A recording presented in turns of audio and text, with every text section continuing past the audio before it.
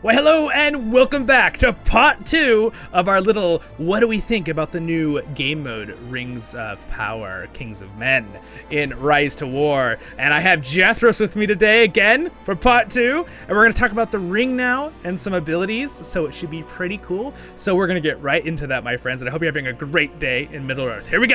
So, and then ring powers, it's kind of cool. I could actually show what a couple of them do. I have enough right now. So everyone, of course, knows what quick march and long march is. That's the same from the other game modes. Mind Sharpener, like Jethros already said, is mock battling. It's just far more powerful, and I kind of hope they change it for all games. Because it was a really nice change. It still took a while. I felt like once I hit like level 44-ish, it still felt like it took a long time. Like I had to mock battle a lot more times. I don't know if you felt that, Jethros. Did you feel that? Did it still take a while? Like once you get to 40, like level 40-ish, it stops giving you very much. So I think it gave you more early, and then it was weaker like for higher levels somehow. Because it's kind of locked, but it does give a lot.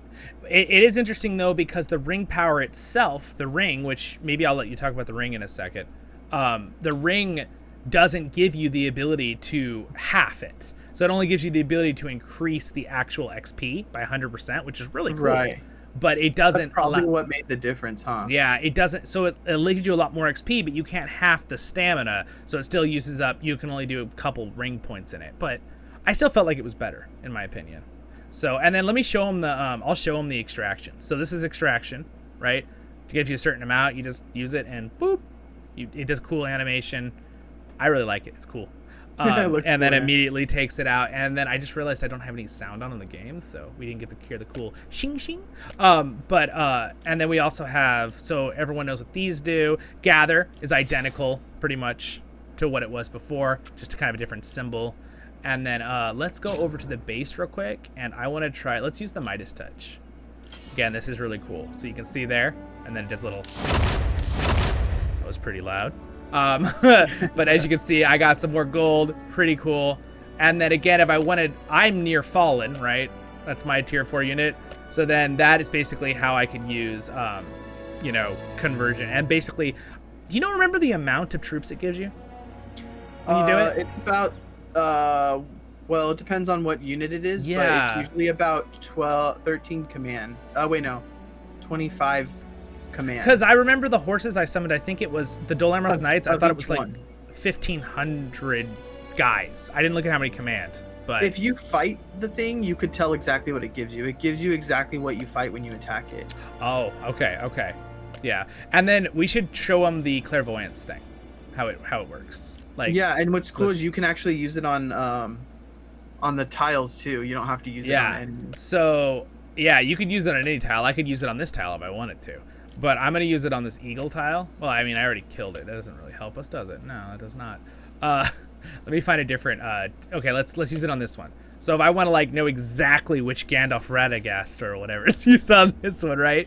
So we'll use Clairvoyance on it here. So it obtains information about the first 2 defensive armies on the tile. I think that's really important because that means if enemies are defending it, it's going to show the enemies on top of it, right? Like players.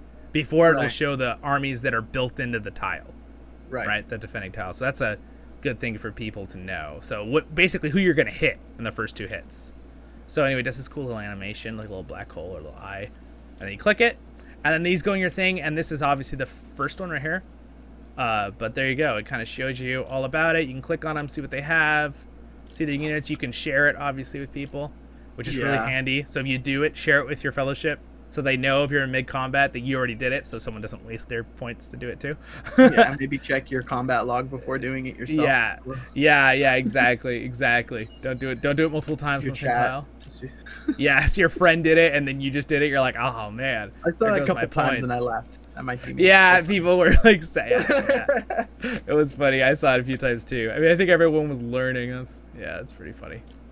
Everyone was like, oh wait. It's cool that that's a different way for people to contribute to, because actually even if you're not close by, you can do it and share it to your team. Yeah, if you have extra points and they're all out, yeah, exactly. Yeah, you don't even have to be nearby from what I've seen. You just click on anything and scout it. Yeah, it is a really cool team. I'm going to do sharpening for this character. You see, again, I only 4 used 80 stamina. Does cost a lot of food still. A lot of food. But you know what? Yeah. I like it. I like the update. I think that we should quickly go over the ring. And I'll give some timestamps in the video for people so they can hop around, but I think we should go over the Ring of Power. Okay. Let's I'll click on it and you go ahead and explain things. So obviously everyone knows what this is. Let's do this tree. Oh, wait, what's the first tree we start with? It's the top upper left. Top left. Let's start with the top because it does matter with the levels. So obviously everyone remembers dominance. That's increasing your territory tiles. Right. Why don't you explain this one? This is an interesting one. Time out of time. I haven't used this one very much. Basically, you can use the ability point to finish a construction 10 minutes early. Yeah, so Pretty it's simple, but you have to wait till it is within 10 minutes to use it, which is somewhat useful early if you're not what do you call it? If you don't have gems and you're not going to be using gems to do that, like that's a good alternative to try and keep up with the construction of things. Yeah. It works really well, I think, for people who like have like very few commanders that they're using. But if you have like a lot of commanders that you're trying to keep up with and keep like competitive for like PvP, you usually use your ability points for like leveling them and getting resources to conscript and stuff like that. Yeah, so definitely a more early thing, but I still thought it was cool. And then of course everyone we told them about extraction. So yeah, again, it gives an explanation there too, but they're gonna know about that. This is the one that allows you to basically use the other commanders, right? Which is nice that they have 1 point, and then remember it used to be 2, right? It was negative 10.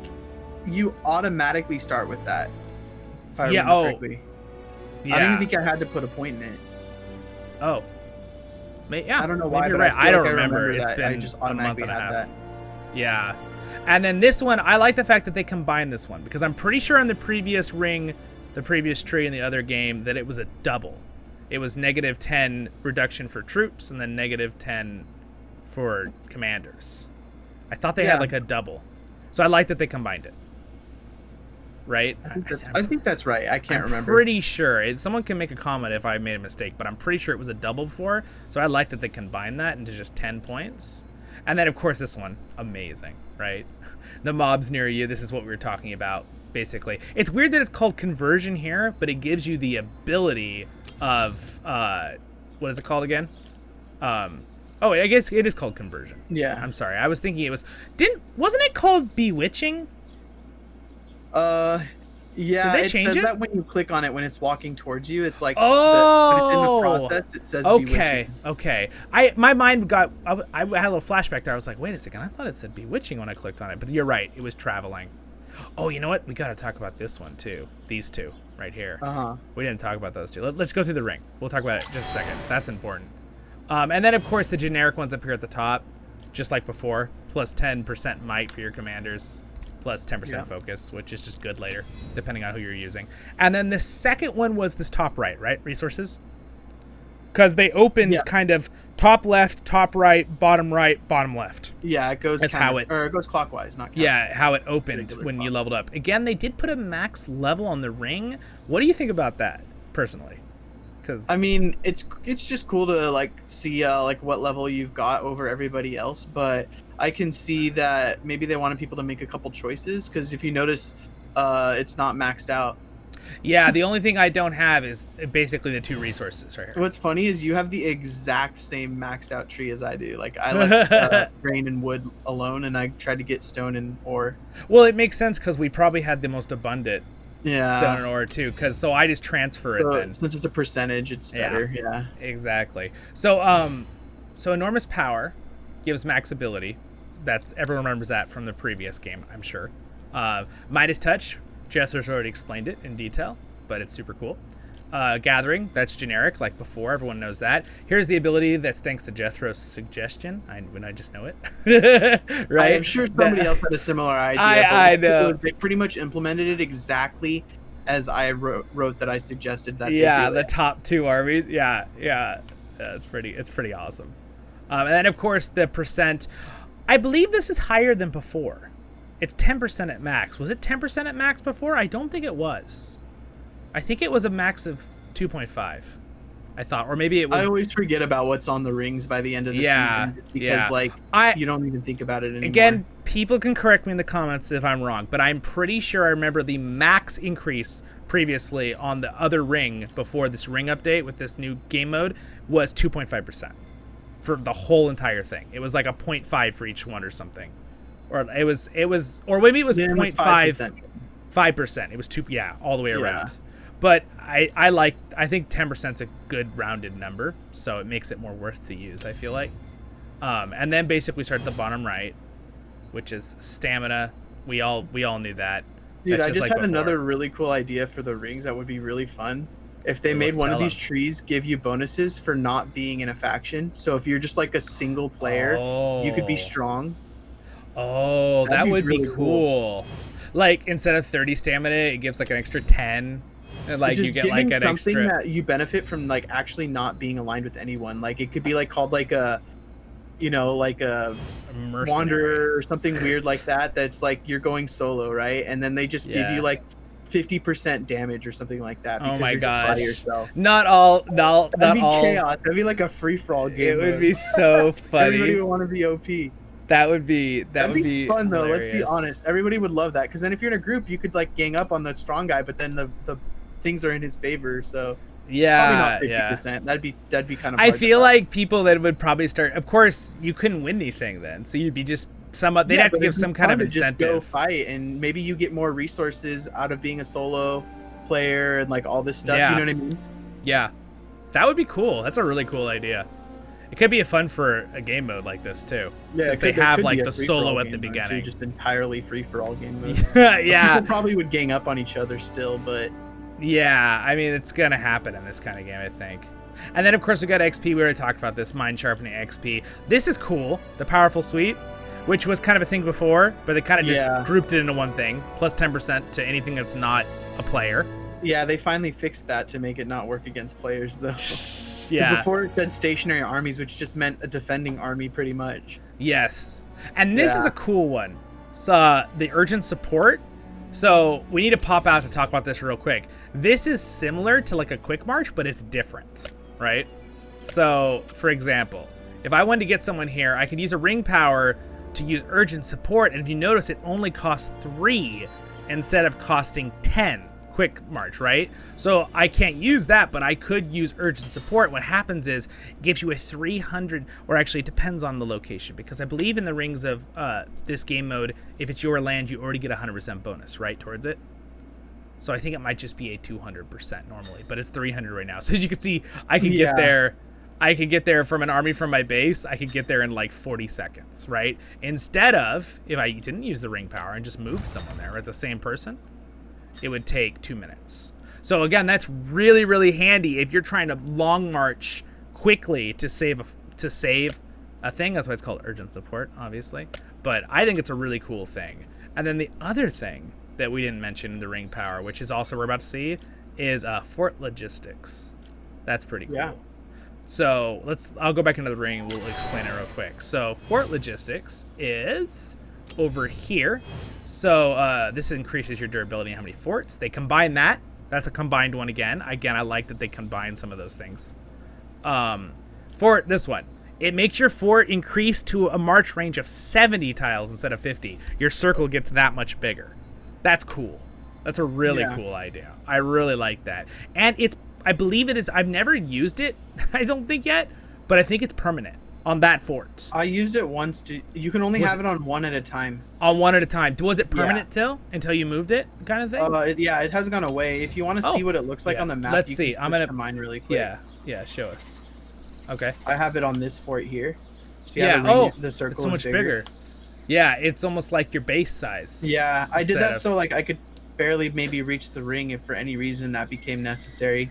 Oh, okay. But because I was thinking these other ones seem like they're kind of far out, but I don't know if we're ever doing anything with that, because I don't pay attention to the politics too much. I don't know if we like banded alliance or I'm not I think entirely we did sure. Because we well, like you could see that we're friendly towards the pink faction now. Yes. When you go in, show them how to. Obvious.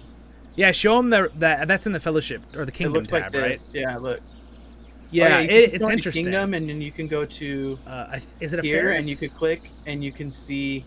Go back who's one. at war. That's But war. then like Kingdom Affairs, Kingdom Diplomacy. Yeah, and there you we can go. see we're hostile, and we're friendly. And they said they're friendly. It's funny because Blue never said they were hostile to us, even though they always have been hostile to us. So their leader just never clicked it. So it's not automatic. It's obviously just whoever wants to click it. It's basically just a visual cue, though, like to tell people in your group. Yeah, I think when you're friendly, you may not be able to attack. I don't remember if it even gave me an option. I haven't even tried. I tried, and it looked like it would let me do a march at someone. Like it didn't say when I clicked attack. I didn't do it, obviously, but I wanted to test it. I'm just curious if it will. You should test it right now, because that's good for people to know. And then we'll finish up this video. It says I can attack it. I don't want to do it, but yeah, it says I can hit it. Interesting. You get negative siege. Oh, because it's not our land. Duh. Yeah, it's their land. It's their land. Yeah. This is their land versus our land up here. Yeah. This land is their land. This land is our land. Exactly. Well, I think we pretty much the rest of the ring here. We'll just flip back to mine for a second. The rest of the ring, pretty much that was it. So we have abundant. This is cool. Abundant force. It just basically makes conscripting cheaper. That's one thing. Okay, we talked about that. Quick march, everyone knows how quick march works. Long march, everyone knows. And then this is your 10% increase, which I find interesting. They put after long march. You had to like get through it as an upgrade instead of putting it before it. Like remember before, all of them were in the middle, touching the ring, right? The quick march, focus, might, all those things, they were in the middle. Now you like.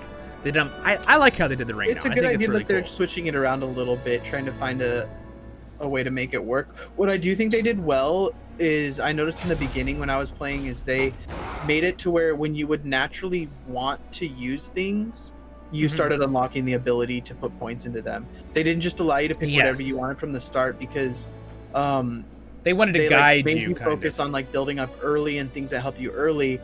And then later, when you started getting to more, when you could get to the war phase and battling, like you started getting access to your forts and things that buff those. So I think that was one thing they did good because I think a lot of people probably made mistakes in the early seasons. And we're glad that they're kind of helping people to not make bad choices on their ring abilities early. And probably keep it from like, someone being like, I'm going to attack everyone around me immediately, right? And then it's like, it messes them up, obviously, because they didn't do anything, and also messes everyone else around them. So it kind of guides everyone realizing you need to build up right now, right? Yeah. So do tile taking. One last thing that I really enjoyed about this new season was the fact that with hiring and conscripting, I had 4 of both slots. Right, with this season, right? Because I think before it was only 3 hiring in the previous game mode we played, right? At max, I believe it was only 3. Yeah, and it was 4 conscripting. I think it was 3 earlier, and then even before that, I think there were only 2. Yeah, at the max. So I like the fact that I also think it's interesting, which we didn't mention, but with that same thought, is when we go into our buildings, the way that it's good and evil, right?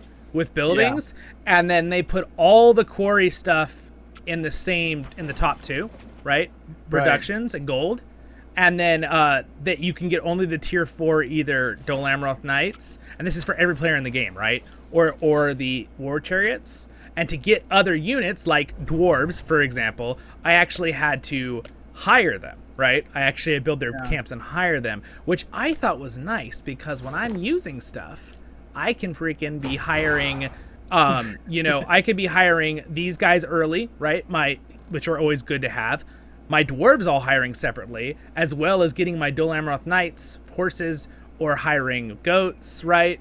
It made it nice because I could always be using both conscripting and hiring. The way between my like 3 or 4 commanders I was using, it was really nice because I'd either conscript my horses or I would be hiring my swan knights. Right. Yeah. What I liked about it a lot was that it kind of let you get access to, if you wanted to focus on a specific race that's good for your specific commander, it like let you get access to it a little bit sooner than normal.